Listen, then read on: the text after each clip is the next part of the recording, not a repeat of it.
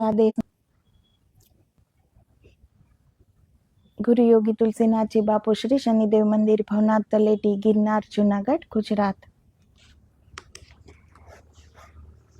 रामायण में तुलसीदास जी जो ये सब पहले सबकी वंदना करते हैं, तो दशरथ राज और उनकी रानियों की, जनक राज और उनके पूर्ववासियों की, उनके परिजनों की वंदना की। अब बारी है राम जी के भाइयों की।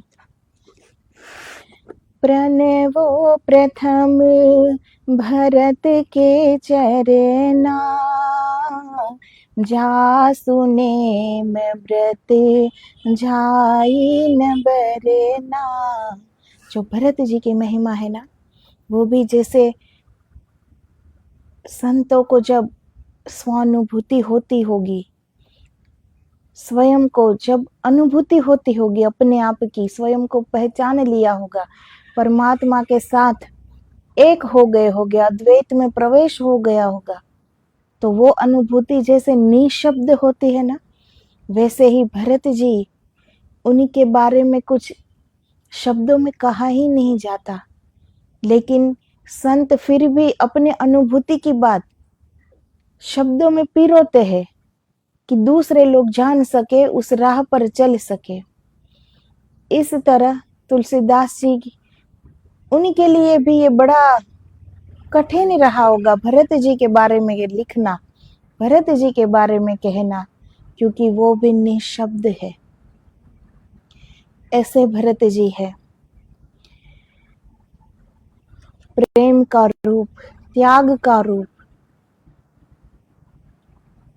तो भरत जी की क्या बात हो सकती है शब्दों में, लेकिन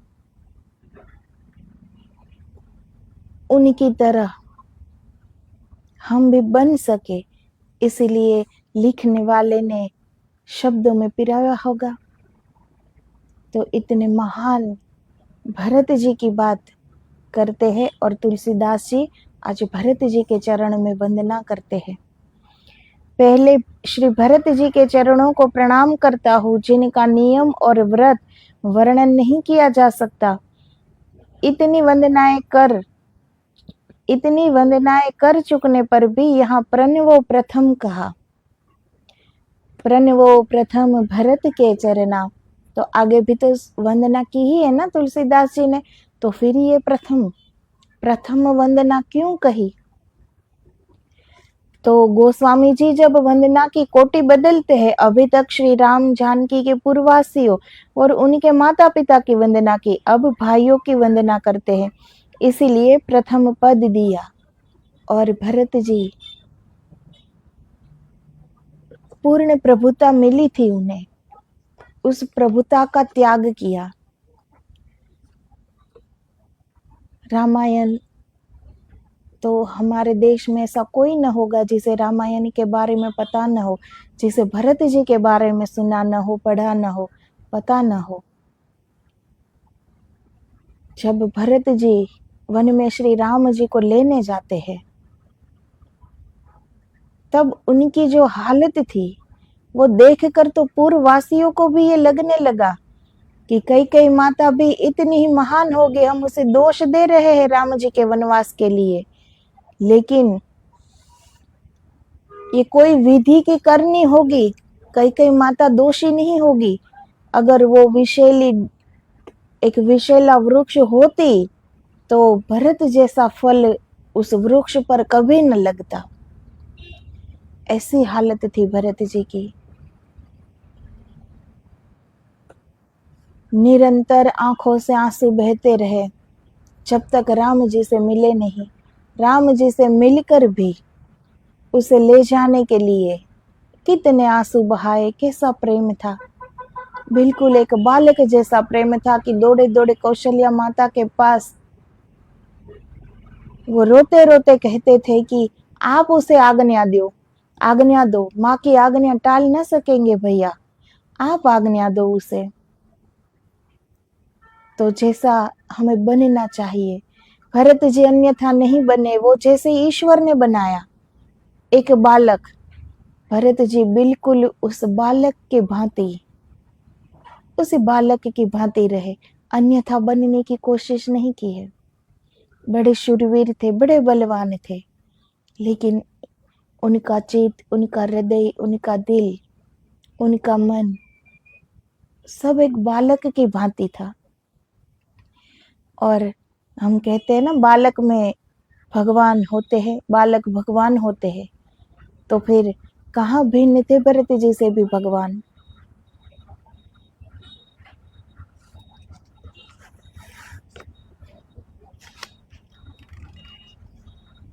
राज सिंहासन मिल गया था, इतनी प्रभुता मिल गई थी, फिर भी त्याग किया।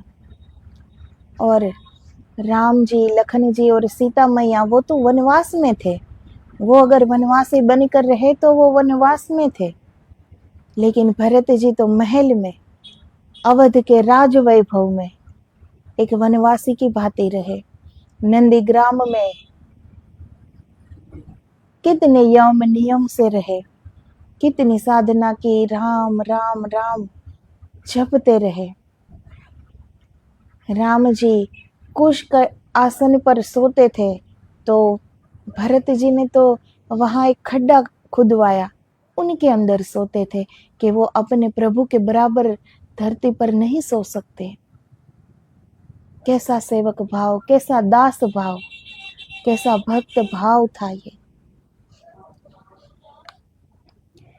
प्रथम श्री दशरथ जी और जनक महाराज की वंदना उनको प्रेमी कहकर की। सो व्यवहार में इन्हें बड़े समझकर प्रथम इनकी वंदना की थी। अब प्रेमियों में प्रथम भरत जी की वंदना करते हैं, क्योंकि इनसे बढ़कर कोई प्रेमी नहीं है। तो भरत जी से बढ़कर कोई प्रेमी नहीं है। हर प्रेमी को अपना भी सुख चाहिए ना, कि मैं इतना प्रेम दे रहा हूं तो तुम भी दो। ये शर्त तो होती ही है ना, भले शब्दों में ना कही जाए, लेकिन अपेक्षा तो होती ही है ना। लेकिन भरत जी को कोई अपेक्षा नहीं है स्वयं के सुख की। उन्होंने हमेशा राम जी के सुख के बारे में सोचा, उनका वचन पालन किया। तो भरत जी जैसा प्रेमी न था, न है, और न आगे भी न होगा। भरत जी जैसी आत्मा इस धरती पर बार बार नहीं आती। प्रेम अमीय मंदर बिरह भरत पयोधि गंभीर, मथि प्रगटेऊ सुर साधु हित कृपा सिंधु रघुबीर। तुम तो भरत मोर मत रहेहु, धरे देह जनु राम स्नेहु। भरत ही कहई सराही सराही, राम प्रेम मूर्ति तनु आही। जासु बिलो की भगति लवलेसु, प्रेम मगन मुनि गण मिथिलेशु। भगत शिरोमणि भरत ते, जनि डर पहु सुरपाल।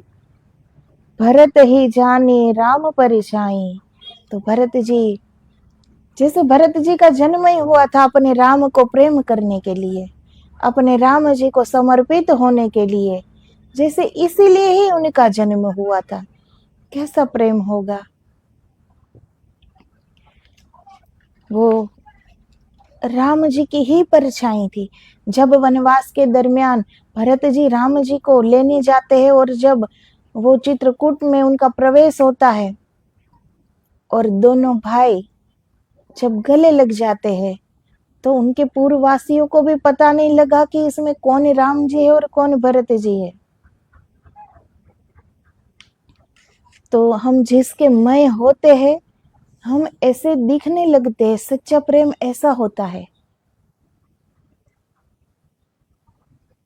उनकी जो आदत होती है, उनकी जो सोच होती है, उनका जो आकार होता है, वो तक बदलने लगता है। सच्चे प्रेम में वो प्रेमी की तरह दिखने लगता है। तो भरत जी और राम जी की ही परछाई थे, बिल्कुल राम रूप थे। तो भरत जी का तो जैसे जन्म ही इसीलिए हुआ है, श्री राम जी को प्रेम करने के लिए। गोस्वामी जी ने भाइयों में इनकी वंदना प्रथम इस विचार से की कि राम जी की प्राप्ति कराने में आप मुख्य थे। कलिकाल तुलसी से सठनी हथि राम सन्मुख करत को, इस भाव से प्रथम वंदना की कि ये श्री राम जी को सब भाइयों से अधिक प्रिय है। जैसे हम हनुमान चालीसा में वो हनुमान जी को राम जी कहते हैं ना कि तुम भरत सम भाई। भरत जी राम जी को सबसे प्रिय है। भगवान के पास कोई भेद नहीं होता। लखन जी ने भी तो इतना बड़ा त्याग किया था, नई नई शादी, उनका भी विवाह हुआ था और उनको वनवास हुआ भी नहीं था। वनवास तो मात्र राम जी को हुआ था, फिर भी उन्होंने राम जी के साथ वनवास जाने का चुनाव किया और कितनी सेवा की। 14 साल लक्ष्मण जी ने निंद्रा नहीं ली है, रात दिन सेवा की। आज के युग में कोई भाई अपने भाई के बारे में ऐसा सोच भी सकता है? करने की बात तो बहुत दूर है, क्या सोच भी सकता है? तो रामायण के जो हर एक पात्र है वो महान से महानतम पात्र है। उससे हम जीने की कला सीख सकते हैं, उससे हम जीवन सीख सकते हैं कि कैसे जीना चाहिए, कैसी सोच होनी चाहिए, कैसा त्याग होना चाहिए, कैसा प्रेम होना चाहिए। लेकिन भरत जी का समर्पण कैसा होगा कि लिखने वाले को ये लिखना पड़ा कि भरत जी राम जी को सबसे प्रिय है, वरना भगवान के यहाँ कोई भेद नहीं होता, उनके लिए तो सारी दुनिया बराबर। तो भरत जी उन्हें सबसे अधिक प्रिय थे, राम जी को होना भी चाहिए, वो थे ही ऐसे। अगम स्नेहु भरत रघुबीर को, जह न जाई मन विधि हरिहर को। तुम सब राम ही को प्रिय नाही, भयउ न भुवन भरत सम भाई। जग जपो राम राम जपो जेहि। और लोगों को जितना प्रेम राम चरण में है, उससे 100 गुना प्रेम इनका राम पादुका में था। इसी से लोग इन्हें भक्त शिरोमणि कहते हैं, अतः प्रथम कहा। तो इसलिए उनकी प्रथम वंदना की है। पहले जिन जिन की वंदना की है, प्रायः उनके चरणों को लक्ष्य नहीं किया है, पर अब से इस चौपाई से वे अपने वंद्य के पदों को लक्ष्य करके वंदना करते हैं। इसका कारण यह है कि यहाँ से वे श्री रामचंद्र जी के विशिष्ट अंग रूप अनुजों की वंदना आरंभ करते हैं, जो भगवान के अभिन्न अंश होने से ब्रह्म कोटि की आत्माएं हैं। तो वो नारायण के ही 4 अंश थे, जैसे 4 वेद का रूप, उनमें कोई भेद नहीं था, बस 4 शरीर था, एक प्राण था और ये चारों ब्रह्म कोटि की ही आत्मा थी। चारों एक ही समान थे। भगवान के चरण परम पूज्य और आराध्य है। भगवत पाद विष्णु पद की पूजा प्रशस्त है, अतः उनके अन्य स्वरूपों के भी चरण पूज्य होंगे। पद या पाद संस्कृत और भाषा साहित्य में एक बहुत पवित्र और पूज्य शब्द माना जाता है। पद का अर्थ स्वरूप और तत्व भी है। जैसे भगवत पद की प्राप्ति, इसका अर्थ हुआ भगवत स्वरूप की प्राप्ति, ब्रह्मत्व की प्राप्ति। भगवत पाद, त्रिपाद, परम पद, राम पद इत्यादि ऐसे ही शब्द है। यह शब्द भगवत संबंध में विशेष रूप से व्यवहारित होता है, अतः पद या चरण का उल्लेख करके वंदना करना भी स्वरूप ही की वंदना करना है। गुरुजनों के चरण पूज्य है, उनके चरणों की वंदना करना लोक में भी प्रशस्त है, अतः सर्वश्रेष्ठ जगत गुरु भगवान के चरणों की वंदना की जाती है। जासु नेम व्रत जाई न बरना, ते ही पुर बसत भरत बिनु रागा। नित नव राम प्रेम पन पीना, समदम संजम नियम उपासा। लखन राम सिय कानन बसही, भरत भवन बसी तन तप कसही। तो सीताराम जी और लखन जी तो वनवास में थे, इसलिए वो तपसी का रूप धारण किया था और एक वनवासी का जीवन वो जी रहे थे। लेकिन भरत जी, भरत भवन बसी तन तप कसही, भरत जी ने तो भवन में रहकर, अवध में रहकर, उनकी रानी भी थी मांडवी, वहां रहकर वो उन्होंने वनवासी की भांति 14 साल तक ऐसे वो जिए। और कितना अनुराग राम पादुका में, सिंहासन पर राम पादुका विराजमान कर रखी थी। और इनका यम नियम वो भी बड़ा दुर्लभ, बड़ा कठिन था, लेकिन वो उसी यम नियम से रहे, 14 साल रहे। कैसा भाव होगा, कैसी भक्ति होगी।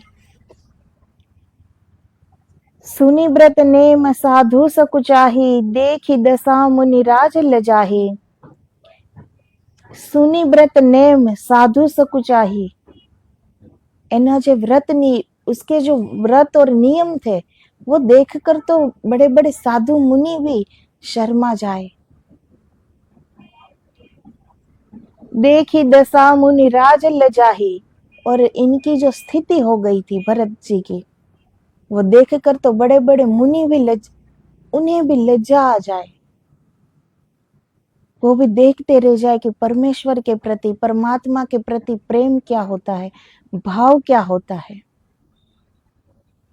ये कोई भरत जी से सीखे।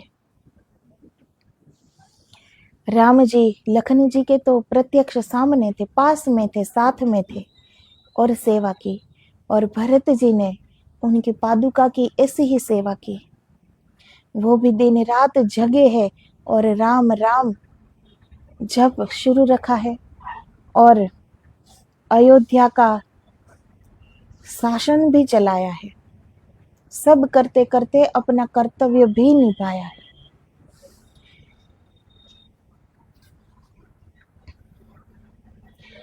मुनि मन अगम जम नियम सम दम विषम व्रत आचर को तापस बेश गात कृष जपत निरंतर मोही बीते अवधि जाऊ जा जियत न पावहु बीर बैठे देखी कुशासन जटा मुकुट कृष गात राम राम रघुपति जपत स्रवत नयन जल जात जब ते चित्रकूट ते आए नंदी ग्राम खनि अवनी दासी कुश परन कुटी करी छाए अजिन बसन फल असन जटा धरे रहत अवधि चित दिन है प्रभु पद प्रेम नेम व्रत निरखत मुनीन नमित मुख किन है सिंहासन पर पूजी पादुका बारही बार जोहारे प्रभु अनुराग मांगी आयसु पुरजन सब काज सवारे।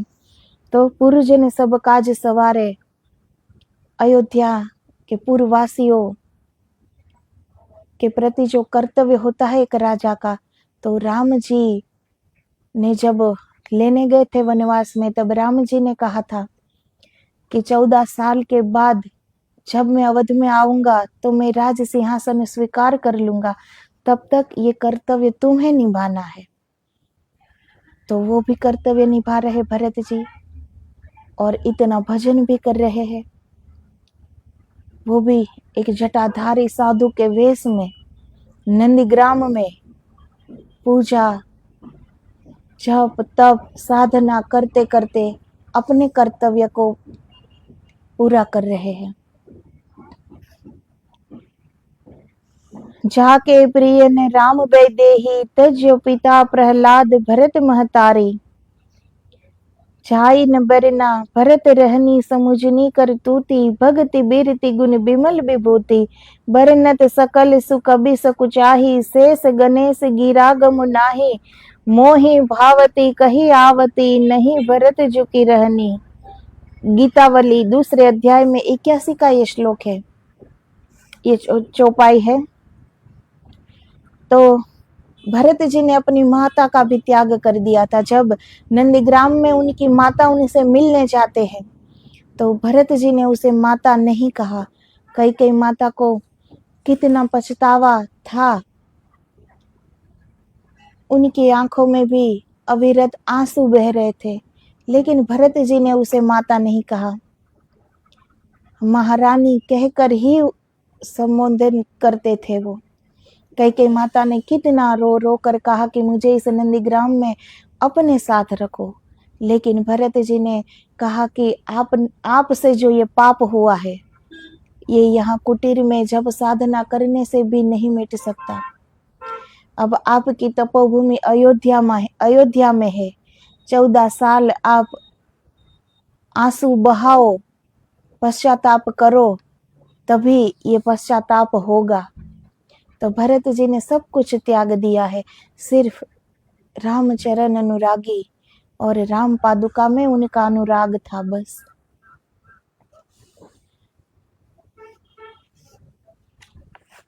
रामचरण पंकज मन जासु, लुबुध मधुप इव तजेहि न पासु। जिसका मन श्री रामचंद्र जी के चरण कमलों में भौरे की तरह लुब्ध है, उनका पास नहीं छोड़ता। आपका नेम और प्रेम दोनों दिखाया है। नेम और व्रत तन से करते हैं और मन राम चरण में लगाए है। नेम व्रत के पीछे राम पद में प्रेम कहते हैं, क्योंकि राम पद प्रेम नेम व्रत आदि सब का फल है। यथा जप तप नियम जोग निज धर्मा, श्रुति संभव नाना शुभ कर्मा। कर्म कुछ भी करते रहे, अपना कर्तव्य बजाते रहे, लेकिन उनका ध्यान तो परमात्मा में ही था। तो हम लोगों को भी ऐसे ही जीना है। अगर हम कहते हैं कि ये संसार बंधन है, तो किसने बांध रखा है? हम स्वयं बंधने को राजी होते हैं। ये हमारा शोर होता है कि कोई आओ और हमें बांध लो, क्योंकि हमें अकेलेपन से डर लगता है। हमें जीने के लिए दूसरी व्यक्ति चाहिए। इसीलिए भरत जी का प्रेम देखो, उसे प्रत्यक्ष राम जी पास में नहीं थे, लेकिन क्या कमी थी उनके प्रेम में, उनके भाव में। जैसे लखन जी पास में थे राम जी, और जो सेवा करते थे वही सेवा वो पादुका की करते थे, रामचरण पादुका की। तो प्रेम में कोई शर्त नहीं होती, भाव में कोई शर्त नहीं होती, वहां मिट जाना होता है स्वयं का। थोड़ा भी बचे रहे कि मैं भी हूं, तो स्वयं के सुख की, स्वयं के खुशी की बात होना। यहाँ तो संपूर्ण मिट जाना होता है, जैसे आत्मा परमात्मा में लीन हो जाए, शेष जरा भी कुछ बचे ना, तभी वो परमात्मा हो जाना होता है। वैसे ही एक भक्त अपने परमात्मा में पूरी तरह से मिट जाता है, खो जाता है, उनका ही रूप बन जाता है, अलग अस्तित्व नहीं रहता। सिर्फ हमें दिखता है कि भरत जी नंदीग्राम में है, अलग है, लेकिन वो तो राम जी में समाहित हो चुके हैं, वो राम जी से अलग नहीं है।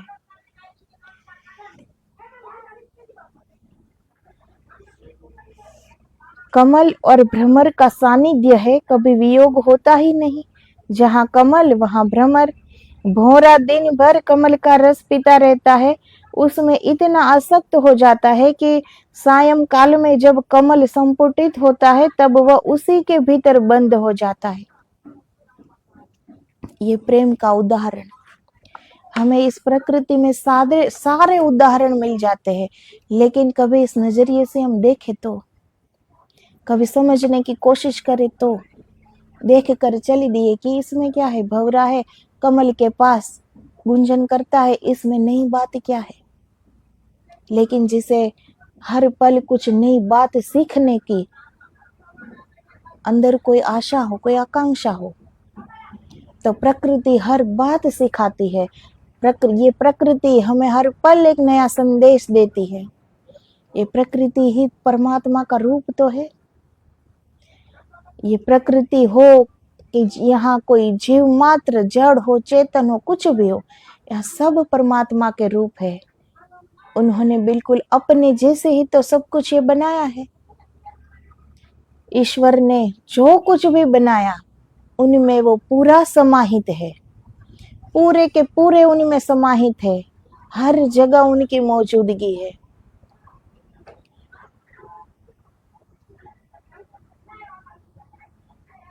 तो दिन भर भ्रमर कमल का रस पीता है, और कमल जब खिल जाता है तो वो उनमें इतना आसक्त हो चुका होता है कि वो भ्रमर उस कमल में बंद हो जाता है, उससे बाहर निकलने की इच्छा ही नहीं करता। कमल जब संपुटित होता है सायं काल को, वो बंद हो जाता है, तब भ्रमर उसके अंदर बैठ जाता है, फिर उसे बाहर निकलने की कोई आशा नहीं रहती। कितना प्रेम होगा कमल के प्रति। क्या उन्होंने अपने प्राण के प्रति सोचा, अपने सुख के प्रति सोचा क्या? अगर वो सोचता तो बंद क्यों होता, उड़ न जाता, लेकिन वो नहीं उड़ता, क्योंकि वह रसासक्ति में विवश रहता है। इसी तरह श्री भरत जी श्री रामचंद्र जी के चरणार विंदों के अनन्य और अकृत्रिम प्रेमी है। परमारथ स्वार्थ सुख सारे, भरत ने सपने हूँ मन हूँ निहारे। साधन सिद्धि राम पग नेहु, मोहि लखी परत भरत मत एहु। भरत जी की दृष्टि सिर्फ राम जी के चरण में है। काम कुछ भी करते रहे, तो ऐसे हमें जीना है।